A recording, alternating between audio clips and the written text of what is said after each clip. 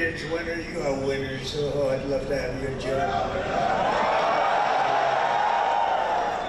And a very special hello to the greatest sailors anywhere on the seas, the incredible men and women of the United States Navy. Very special people. Thank you very much. Great honor. But I'm thrilled to be here among thousands of proud American patriots aboard the 100,000 tons, that's a lot of tonnage, forward deployed symbol of American might, power, and prestige, the legendary USS George Washington. This is some ship. They don't make them this way anymore, but we're not supposed to say that, but they really are. This is great stuff. This is really an incredible GW, they call it GW, right? We've come this afternoon to celebrate the strength and the skill and service of everyone on the ship. So we can all relax. We're going to have a good time. We're not going anywhere, you know. If you go back to Washington, it's like 2 o'clock in the morning. But I want to just tell you that you are special people, and we're going to have a little fun. And I'm going to tell you how great our country is and how well we're doing, because a year and a half ago, we had a different country than we do right now. Now we're the most respected country in the world. We're the hottest country anywhere in the world. And it hasn't taken too long, but I had no doubt. I just didn't know we were going to do it this fast. We've done it fast because of people like you, so I want to thank you very much. And I want to recognize a man that you all know well, and he's a tough cookie. He was formerly our Secretary of Defense, but now he's proudly known as our Secretary of War, Pete Hegseth.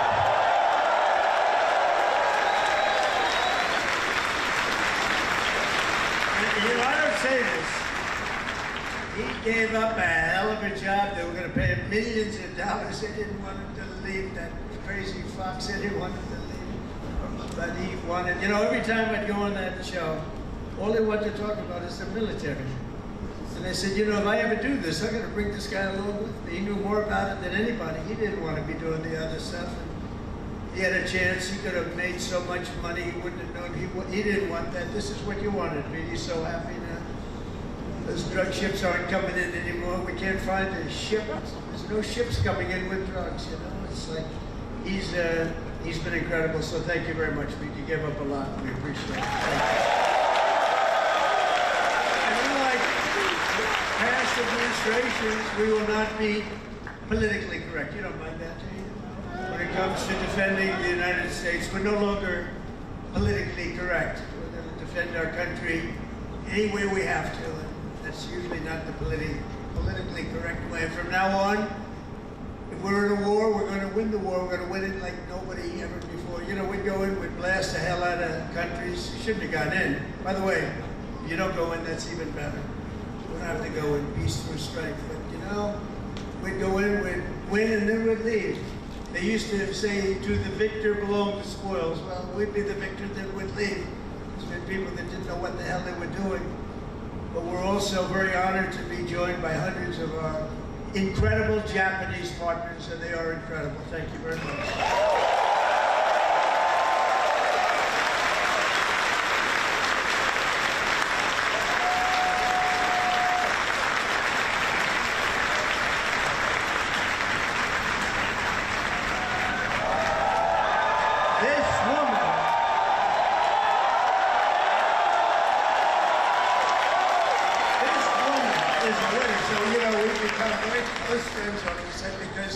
Their stock market today and our stock market today hit an all-time high. That means we're doing something right. But the cherished alliance between the United States and Japan is one of the most remarkable relationships in the entire world. Really, there's never been anything like it. Born out of the ashes of a terrible war, our bond has grown over 8 decades into the beautiful friendship that we have. It's a foundation of peace and security in the Pacific. You see it?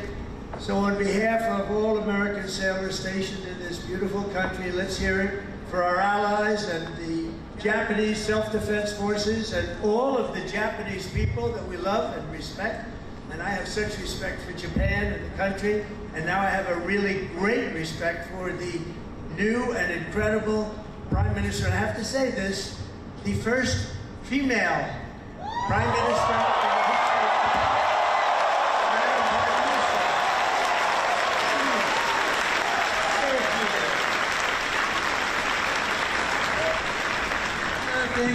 President, and thank you all.本日、米国の海軍創設250周年という記念すべき節目、トランプ大統領とともに地域の自由と平和を守る象徴である空母ジョージ・ワシントンで挨拶するチャンスをいただいたこと、心から光栄に思います。This year marks the U.S. Navy's semi-quincentennial anniversary. As we celebrate the important milestone, I'm truly honored to have this opportunity to deliver remarks with President Trump aboard the aircraft carrier USS George Washington, a symbol of protecting freedom and peace in this region. まず何よりも日夜、我が国と地域の平和と安全のために尽力してくださっている自衛隊員、そして在日米軍の、軍隊の皆さん、軍人の皆様に心から敬意と感謝を捧げます。First and foremost, I would like to express my deep respect and sincere gratitude to all the men and women in uniform from Japan's Self-Defense Forces and the U.S. Forces Japan for your dedication and commitment to safeguard peace and security of our nation and the region day and night. 6年前に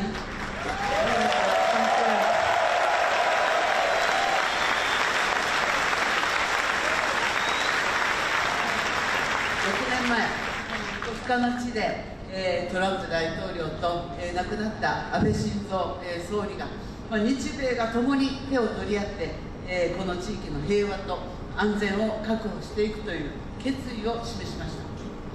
6 years ago, at this same place here in Yokosuka City, the late Prime Minister Shinzo Abe and President Trump stood side by side and demonstrated their resolve that Japan and the United States would join hands to ensure peace and security in this region.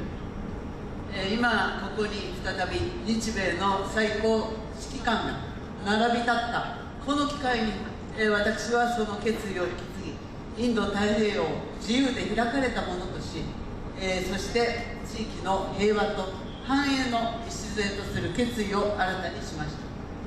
Now, as the two commanders-in-chief of Japan and the United States stand together once again, I have renewed my determination to carry forward that resolve and to make the Indo-Pacific free and open so that it will serve as the foundation of peace and prosperity for the entire region.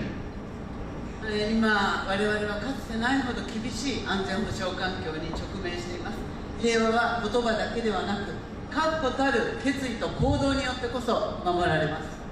Now, we are facing an unprecedented severe security environment. Peace cannot be preserved by words alone. It can be protected only when there is an unwavering determination and action. あちらに見える最上とマヤを含む自衛官とこのジョージ・ワシントンは数多くの訓練を重ねてきました。でまた横須賀にいる多くの、補給整備に携わっている、日米関係者の皆様、そして地域社会との絆が、米国海軍の活動を長年にわたって支えてきました。こうした幾層にもわたる日米の協力が日米の抑止力、対処力を確かなものとしております。From where we stand, we can see maritime self-defense forces Mogami and Maya, vessels of Japan's maritime self-defense force, and USS George Washington have conducted numerous joint exercises.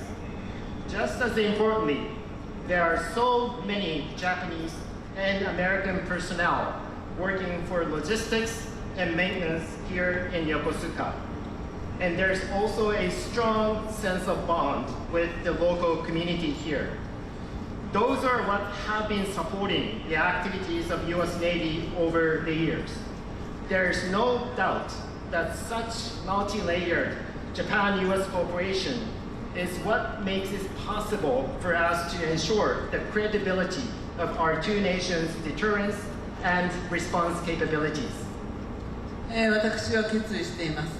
今後、日本の防衛力を抜本的に強化して、この地域の平和と安定により一層積極的に貢献していきます。 So let me reiterate my unwavering determination here.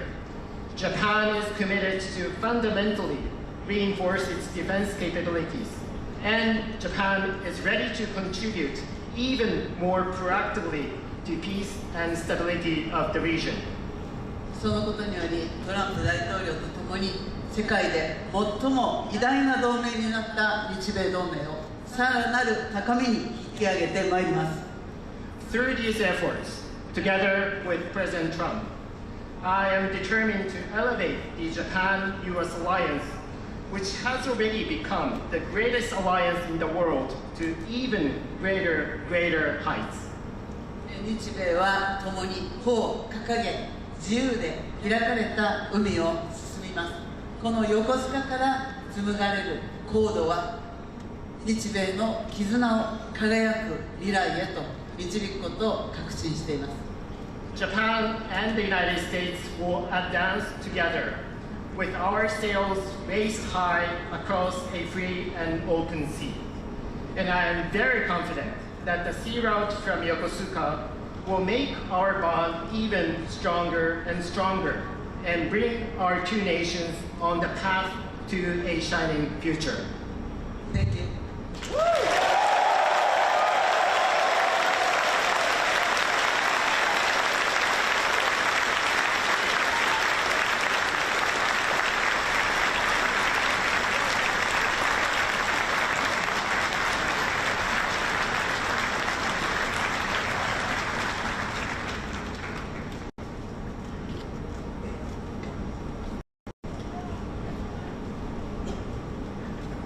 Thank you very much. And we will have a long, good relationship. And we'll have fun doing it. You know, you have to have fun. Although sometimes it's never fun. She's tough to negotiate with. But I'm delighted to report that I've just approved the first batch of missiles. You saw a couple of them coming down with me. I hope them. We need them. They're the best in the world. Nobody has them like we have them. They all want our missiles. That's the problem. Everybody wants them. But it's the first batch of missiles to be delivered to the Japanese self-defense forces for Japan's F-35s. And they're coming this week, so they're ahead of schedule. So I just want to tell Madam Prime Minister, they've been waiting for those missiles, and we got them here right away as soon as I heard about it. I want to thank former Senator, a great gentleman, by the way. He was so popular, but I took him out, and I made him Secretary of State. I think he was born for it. Marco Rubio, thank you very much, Marco. Great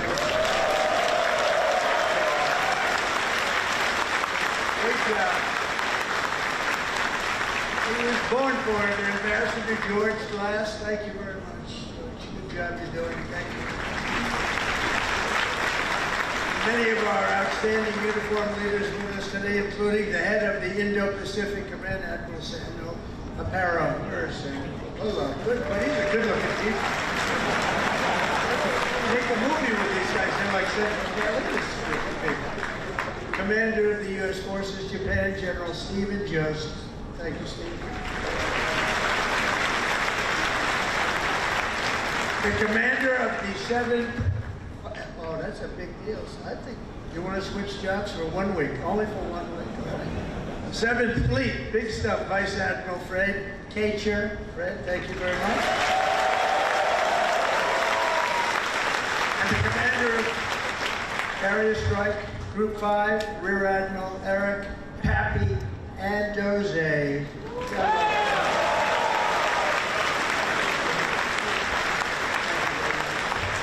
And of course, we can't forget about your command triad aboard the George Washington. There's nothing like this one. This is a good, and I hear your commanding officer is a big Alabama football fan. You know, I love Alabama. Captain Timothy Waits, and let me just say, roll tide. You know, I love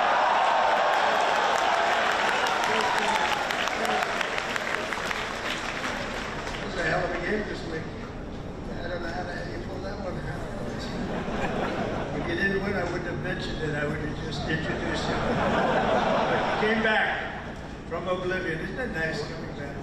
Coming back is good. Thanks as well to your XO Captain Patrick Bly. Kathy. Where is it, Kathy, thank you. Highly respected person. All of these people are the best. Look at them. I mean, you look at them. They could have any job they wanted. They could walk down to Wall Street, make a fortune. They wouldn't do that. They like what they're doing, and nobody does it better, as well as really one of the most important people on the ship. Have you ever heard of Command Master Chief Tony Roberts? Have you ever heard of him?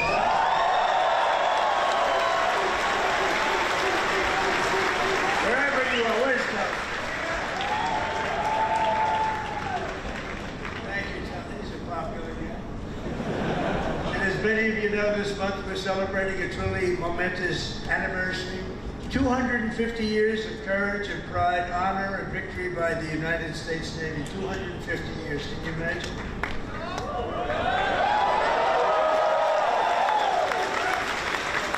And 3 weeks ago, Melania and I flew to Naval Station Norfolk. I think many of you probably know that. And witnessed an unforgettable display of pure American dominance at sea. It was incredible to watch. They gave us some.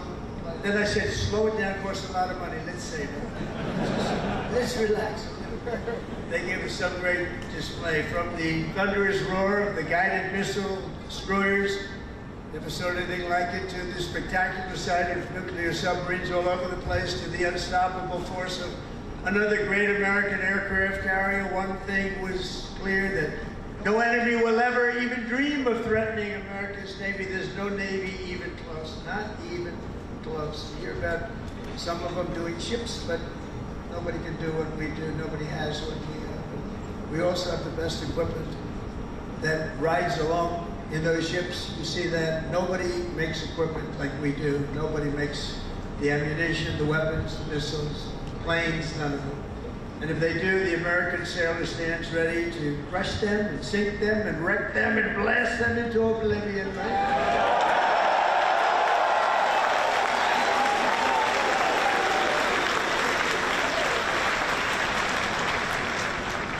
That's a terrible statement for me to make. That's the end of it. Everybody said that I should immediately get the Nobel Peace Award. With that statement, that takes me out of the running. That's the way it is. The United States is blessed with the strongest, most powerful military in the history of the world. There's no military like our military, not even close. Nobody has our weapons. It'll be stronger and more powerful than ever before very soon. We just approved the biggest budget in the history, over $1 trillion. Over $1 trillion. We have the best ships, the best airplanes, the best submarines, the best technology. But above all, we have America's military. It's the best people. It's all about the people, ultimately. You have to work all of that fancy stuff that we make better than anybody else. The fact is, we do make the best weapons, but if you don't have the right people to operate those weapons, they don't mean much. Despite that, as Commander-in-Chief, I never forget that our ultimate strength does not come from equipment. It comes from the men and women of the rank and file. That's true. It comes from you people, incredible people, good-looking people. Too many good-looking people. I don't like good-looking people. I never liked good-looking people, I'll be honest with you. Never admitted that before. But see, I'm allowed to, see, you know, we wanted the Supreme Court to think based on merit. You know about that, right? Merit.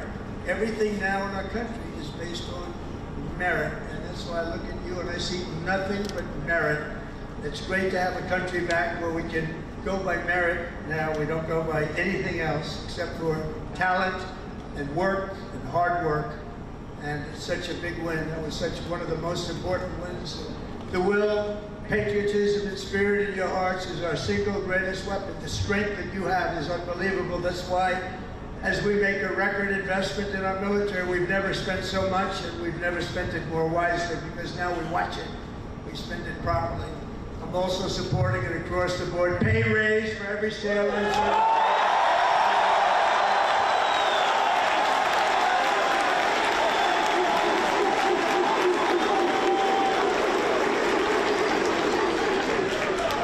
you don't want it, you want to give back to your country, just let us know. We will give it to you. Is there anybody in that category? But now, all we really have to do is get the Democrats to approve it. But they'll come along. They always do. And because I heard that the sailors on the George Washington took a hit, your family separation pay, you know what I'm talking about, right? You took a little hit to be here, right? By returning to the port, you returned early for this event.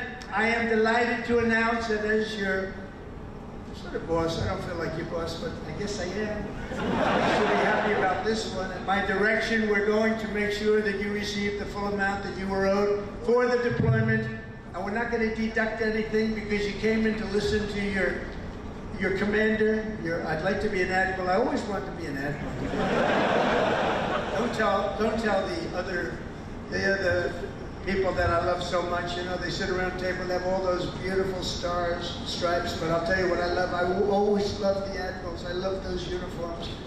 And I look at these guys. I don't think I would have done very well if I had to compete with these people. They're too good. But I always felt that the Navy is a very special group of people, and I see it when I see you. I see it over the past 11 months. The spirit of our military has been soaring like never before. You know that. The spirit of our country has been soaring. After years of recruiting shortages, we had bad ones. It was embarrassing, frankly. During my campaign, before the election, November 5th, after that it all changed. After we won, it all changed. And now we have waiting lists with record numbers trying to join the U.S. Navy and all of the armed forces. We have literal waiting lists, and I'm pleased to report that 2025 was the Navy's single best recruiting year in many generations. That's pretty good.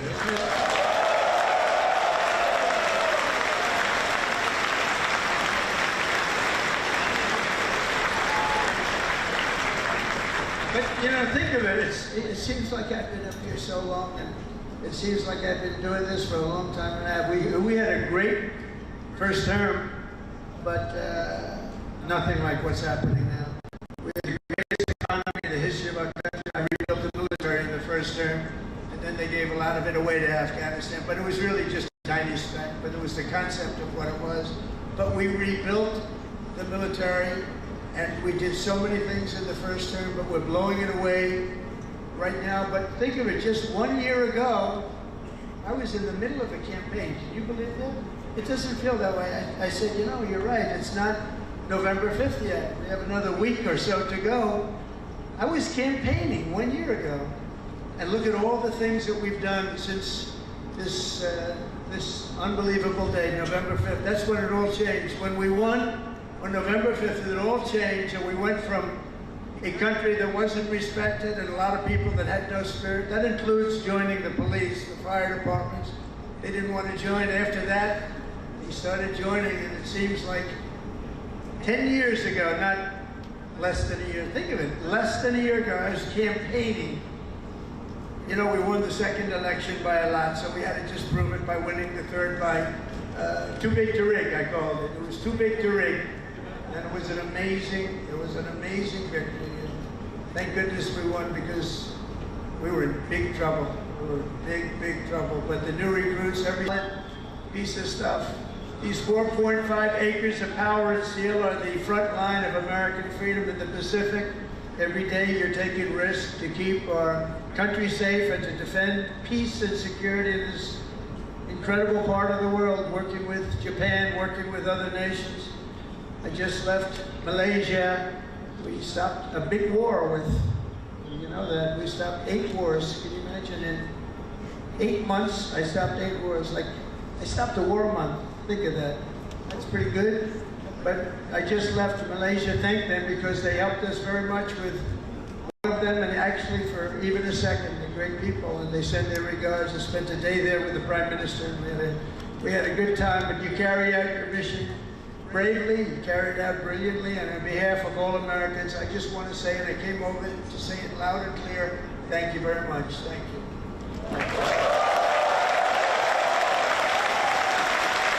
Incredible people. You are incredible.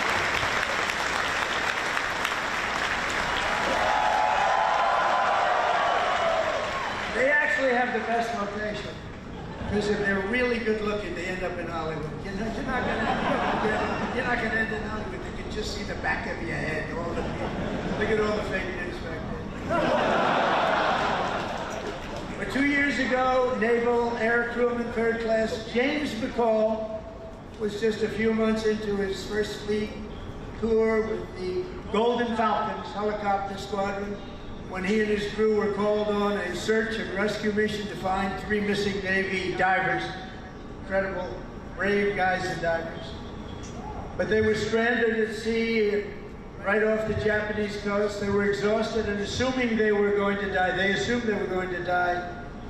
But with unbelievable focus and skill, crewman McCall was able to find and help rescue all 3 divers in the water below, saving his fellow sailors. And James is with us today as a shipmate of this carrier, crewman McCall. Thank you very much for your incredible bravery, and we salute you. Where is James? Where are you, James? Whoa!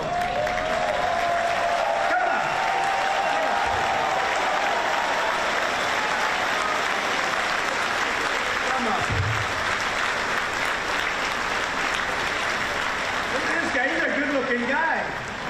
Get out of here, James. I don't want you up here. No, come here.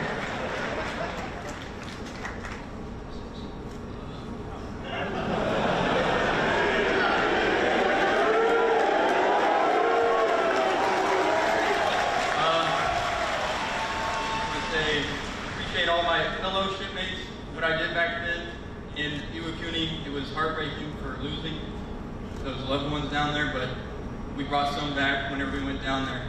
And just God bless America and all my fellow shipmates. Appreciate it.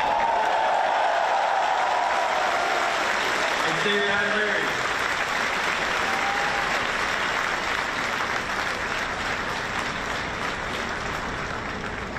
I was wondering, maybe you almost stayed up. You could have been up here for a while.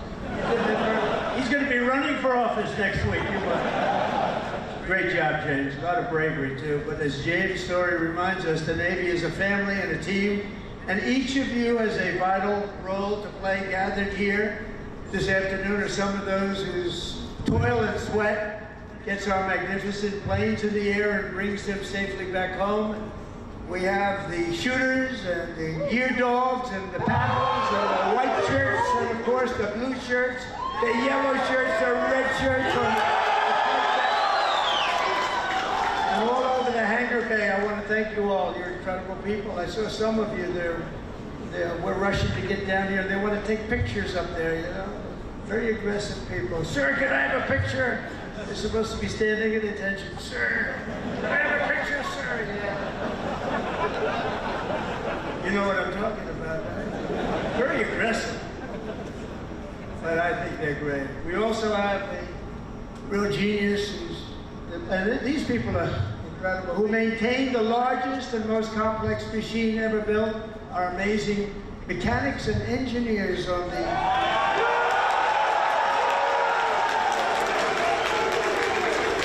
And I asked your captain, you know, I'm building aircraft, I'm building a lot of things, but I said, Captain, you gotta tell me something. I know a lot about these ships, I know a lot about these things, building. I want to know, catapults, which is better, the electric or the steam? Okay, ready? You guys, that's what you do, right? This is so much better. You know, they go out and hire a consultant for millions of dollars that was never on an aircraft carrier before. So they switched to electric. I disagree with it, but that's all right. Let me ask you. We're going to go steam first and then electric. Catapults. Which is better? Electric or steam? The steam, they said they can fix it with a hammer and a blowtorch. And it works just as well, if not better, and I love the sight of that beautiful steam pouring off the deck with the electric. You don't have that. So, you know, we did the Ford and electric, the cost overruns, everything else. You know, I hope it's going to be okay, but I like steam. We're going to go back to steam. They change just for the sake of changing. I said to the architect, have you ever designed a ship before? You know, we did the biggest ship in the world, right? The Ford. But we're going to go back. Okay, now let me ask you the second question. Hydraulic for your elevators or magnets? You know, the new thing is magnets. So instead of using hydraulic, you can be hit by lightning and it's fine. You take a little glass of water and you drop it on magnets. I don't know what's going to happen. So you know the elevators come up in the new carriers. I think I'm going to change it, by the way. They have magnets. Not every tractor has hydraulic. Every every excavator, every excavating machine, of any kind has hydraulic. But somebody decided to use magnets for your own, maybe they could. Which is better, hydraulic or magnets? What the hell is wrong with this? Can I ask you, the top-ranking gentleman right here? Seriously, I'm putting out an order. I'm going to sign an executive order. When we build aircraft carriers, it's steam for the catapults and it's hydraulic for the elevators. We'll never have a problem, okay? Do you agree? He agrees, everybody agrees, but these people in Washington. All right, we're going to do that. I'm serious about it. It bothered me so much. I see the costs come in. They spend $900. This is not on my watch. So, if it was on my watch, I would be very quiet about it. I would be. They spent $993 million on the catapults trying to get them to work. And they had steam, which works so beautifully, and it has for 50 years, right? So we're going to go back. Seriously, fellas, I want to make that change. I'm going to do an executive order. I'm not going to let them continue to do this. They're trying to make it work. They're trying so hard, and they have something that's perfect. So we're going to go back on that and the magnets. Thank you very much. And of course, we cannot forget the daredevils and the pilots of the famed Carrier Air Wing 5, known as Team Badman. What the hell is that all about? What's on there? They're bad. The elite air units aboard this vessel are storied squadrons like the Royal Maces, the Diamond, the Argonauts, the Chippies, the Titans, the Tiger Tails, the Shadowhawks, the Saberhawks, all great, brave people. They're all incredible. You're all incredible people. Do you know they say, and I love it. I love aviation. I actually had a brother who was a pilot. And see, Biden used to say he was a pilot. He was a pilot, he was a truck driver, whoever walked in, he wasn't a pilot. He wasn't much of a president either, to be honest. That I can tell you. That we all know. But they say the hardest thing to do is landing a plane on an aircraft carrier. And great pilots can do everything. They're great pilots, but they can't do that. It's a very special talent. So the people that do that are in this room, you're a very small group of people. Tremendously talented pilots cannot do it for a lot of reasons. There are a lot of reasons. A lot of it's right up here. So I have great respect. The hardest thing you can do as a pilot is land. You know that this ship is so big. But when you're up there in the Pacific or the Atlantic and the waves are crashing and it's getting dark, or it is dark, which is even worse, getting dark is better. But when you're up there, they say it looks like a little needle in the ocean. It's just a very little thing. You're landing on top. So I have great respect when I see them land. You know, 3 weeks ago they were landing and doing it beautifully. They're very, very talented people. And nobody embodies skill and nerve and swagger and the attitude like a U.S. Naval aviator. So I have great respect for you all. Thank you very much. One of the reasons I do. That's why I'm here, not someone else. I didn't need this. I didn't need the whole damn job. I could have been doing, I could have had I had such a beautiful life. But you know what? We're making America greater than ever before, and that's why I'm doing it. And we are doing numbers that nobody's ever seen, nobody ever even thought possible before. Think of it. A year ago, we were a dead country. We were like a dead country, and now we have the hottest country anywhere in the world. Is nobody even close. It's pretty amazing, okay? None of it would be possible. All of these things that we're doing, all of the respect that we have, it's really because of people like yourself. And the armed forces generally, it's amazing. The job that you all do, none of it would have been possible. And all of those important missions in the Navy, the devoted members of the Food Service Division serving up to 14,000 meals every single day. How's the food? It's good, I hope.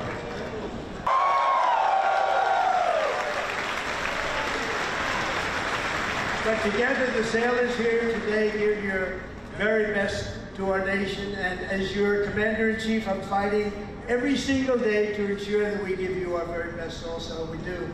We're giving you everything. We're giving you more than anybody's ever given. We're bringing it up to a standard that nobody's ever seen before. We're starting to make ships also. Part of our deal with the trade is we're starting to make ships. We used to be number one at making ships, and then we lost our way.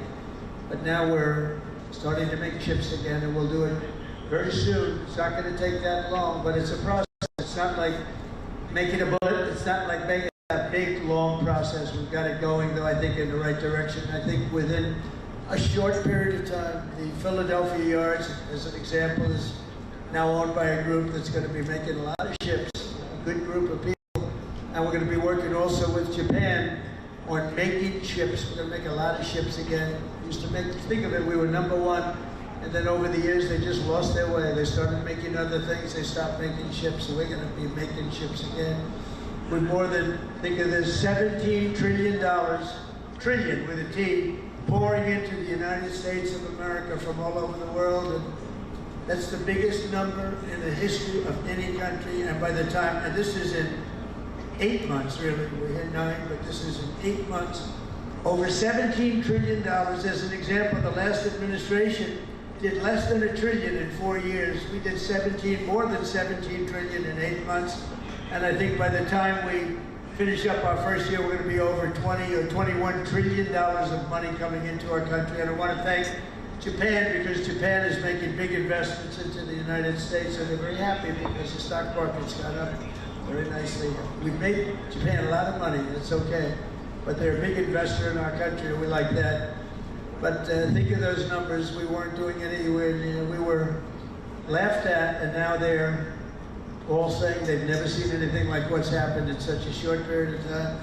And I was just told by the Prime Minister that Toyota is going to be putting auto plants all over the United States to the tune of over $10 billion. So that's Toyota, so go out and buy a Toyota. And that's a lot to do with, because right now we have all the AI plants, we have so many things happening in the United States, and it's because of November 5th, Election Day, but it's also because of tariffs. The tariffs have been so good. We're taking in trillions and trillions of dollars. I heard them, before I came up, I heard, you're all on television, they're talking to all the networks, everybody's covering it. Look at these characters back, look at all of them. And they were talking about the tariffs. The tariffs have, nobody understood tariffs like I understood tariffs, and the tariffs are having people go into our country and spend tremendous numbers like we've never seen, and that brings jobs with it. It brings jobs, it brings importance, it brings everything. It brings a strong military. It brings a lot of things to other countries. I mean, if you look at some of the deals that we did, if India is going to go to war with Pakistan, and they say, you go to war, we're not going to do any trade. We're going to put big tariffs on both countries. And they said, well, guess we're not going to go to war. 2 nuclear powers, we stopped it. We stopped a lot of wars. Tariffs, without tariffs, we wouldn't have national security like we have it. We've never had national security like we have it right now. And literally a year ago, you had very little national security. You had people that didn't have a clue.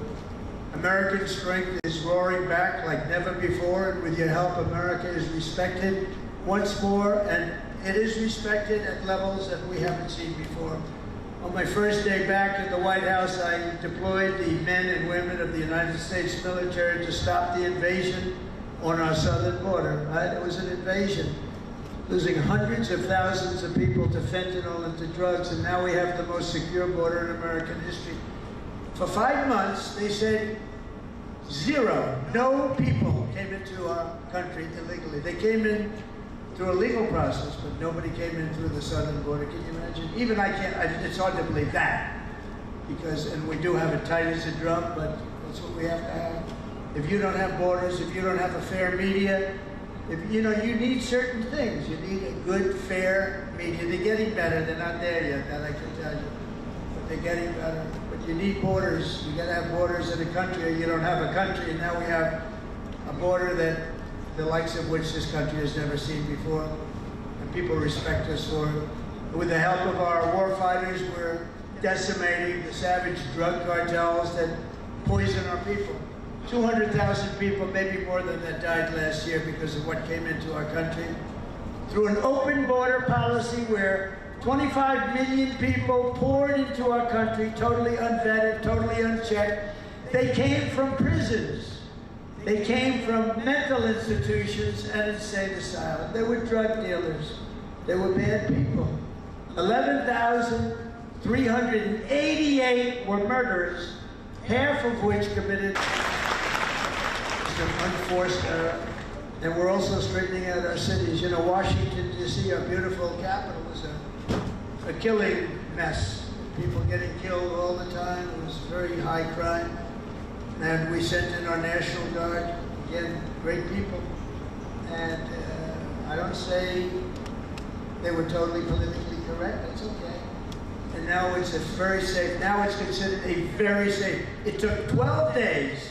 We got 1,700 people, career criminals, many of which came in through Biden's open border, and they infiltrated our nation's capital. We had a very unsafe capital, but for years before that it was very unsafe. Now it's as safe as there is anywhere in the country. You can have your daughter, your girlfriend, your wife, boyfriend walk right in through the middle. Nobody's going to touch them. The crime is down to almost nothing. It's a whole different ballgame. It took literally 12 days, but let's give us a month to do it really. We had it drum tight, and it's a beautiful thing. And our people in the service, and you know, people don't care. If we send in our military, if we send in our National Guard, if we send in Space Command, they don't care who the hell it is, they just want to be safe. And we have safe cities now. We're starting in Memphis. Memphis was a disaster. It's been there, they've been there for 2 weeks, and it's a whole different story. Crime is less than half, and within a month it'll be gone. Getting rid of all the bad ones. And we're going to go into Chicago, we're going to go into our cities, we're going to clean them out, we're going to straighten them out. And we're going to have safe cities, because you want to protect safe cities. We're going to have beautiful, safe cities, and it's happening very quickly, very easily actually. It's easy for us, it's hard for them. And we have to have a little more help. It doesn't matter really, we can do as we want to do, but it would be nice to have more help from some of the Democrat governors that don't mind. In Chicago, 2 weeks ago, 4 people murdered, 11 people shot. This weekend it was like terrible, much worse than that. And then we have a governor that stands up and says, oh, it's wonderful, it's not wonderful. And what we're doing is we're going to make it totally safe. It'll be very safe very soon. And we're doing that with all of our cities that are troubled. We have cities that are troubled. We can't have cities that are troubled. And we're sending in our National Guard, and if we need more than the National Guard, we'll send more than the National Guard, because we're going to have safe cities. We're not going to have people killed in our cities.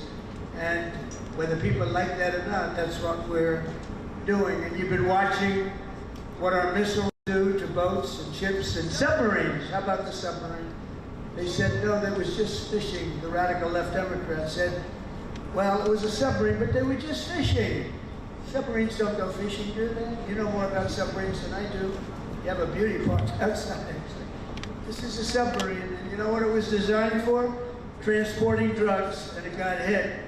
But each one of those vessels that we hit kill on average 25,000 people, American people, every single year. They kill, each one of them killed 25,000 people. So we have to stop it, and we have stopped it, and I want to thank Pete for having the courage to do it. And believe me, people are very honored that you do it. 25,000 people for each boat. For many years, the drug cartels have waged war in America, and at long last, we're finally waging war on the cartels. We're waging war like they've never seen before.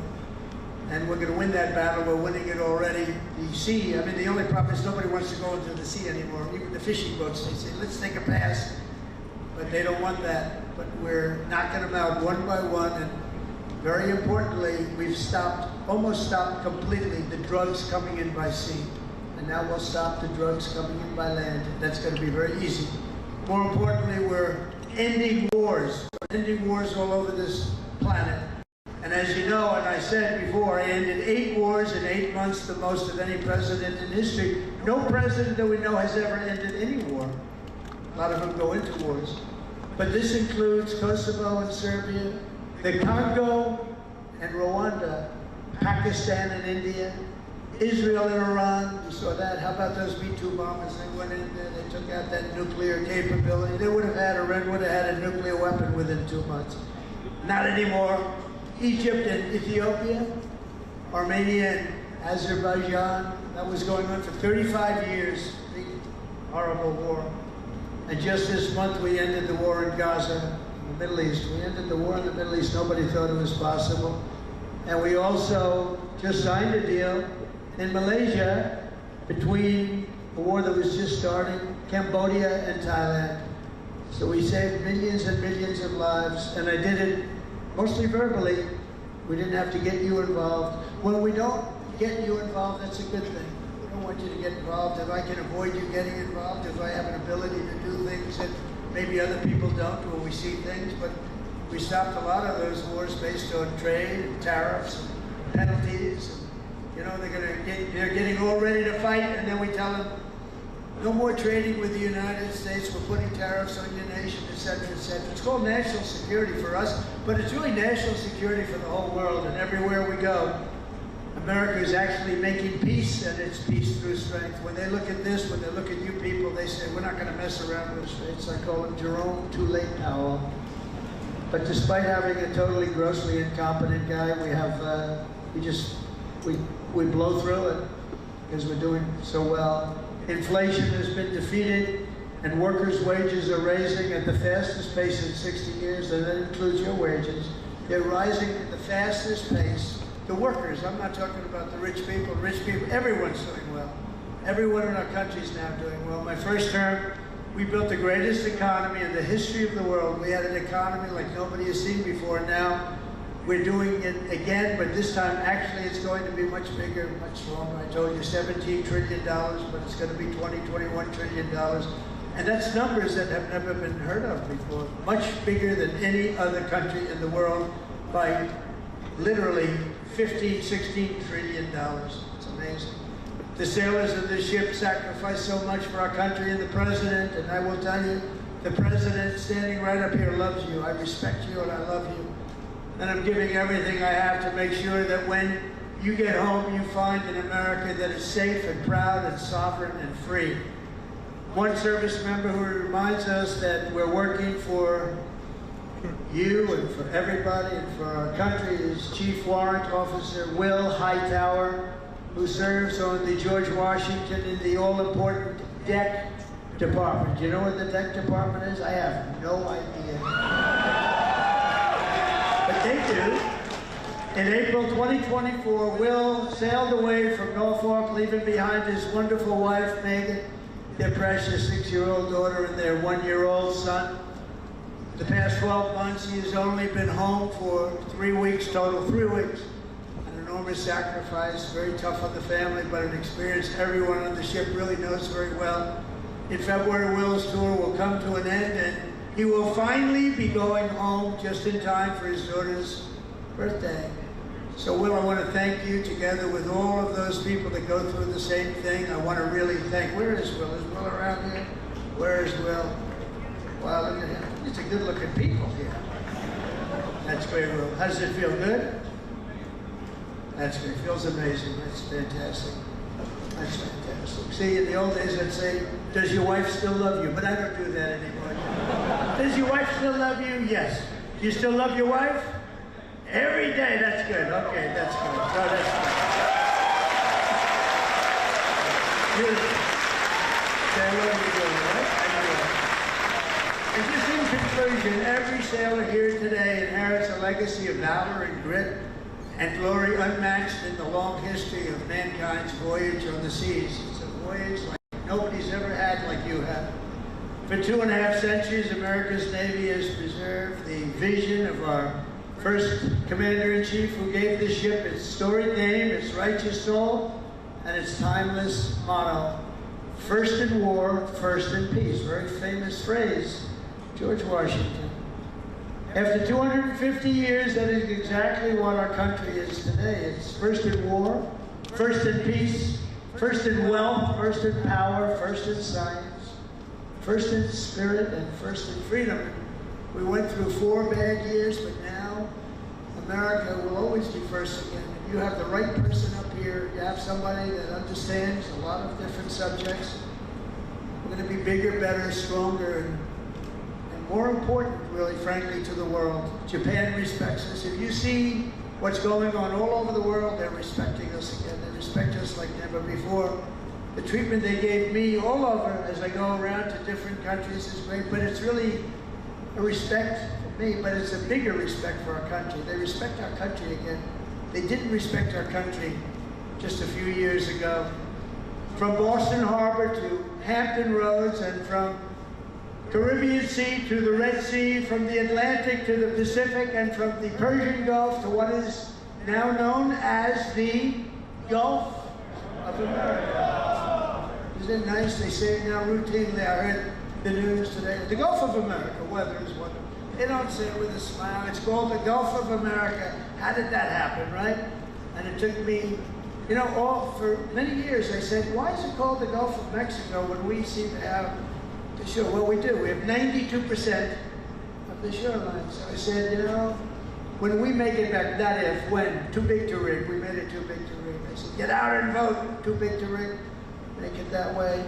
I said, I'm going to change it. And one of the first things I did is I changed it. Nobody could even fight it. They tried. We got sued all over the place. We won every suit. And it's now officially the Gulf of America. Isn't that nice? But our sailors have written honor, greatness, and triumph into the pages of history. What you're doing is incredible. And it's an incredible time for our country. On gun decks and flight decks, torpedo rooms and cockpits, the men and women of the Navy have poured out their blood and sweat and tears to the world. We stand strong, we stand proud, we will stand taller than we've ever stood before, and we will be freer and braver, more brilliant than ever before. And we will fight, fight, fight. We will win, win, win. And I want to thank everybody at the USS George Washington and the U.S. Forces, Japan. God bless our military. God bless Japan. God bless the United States of America. And God bless our Navy. Thank you, everybody.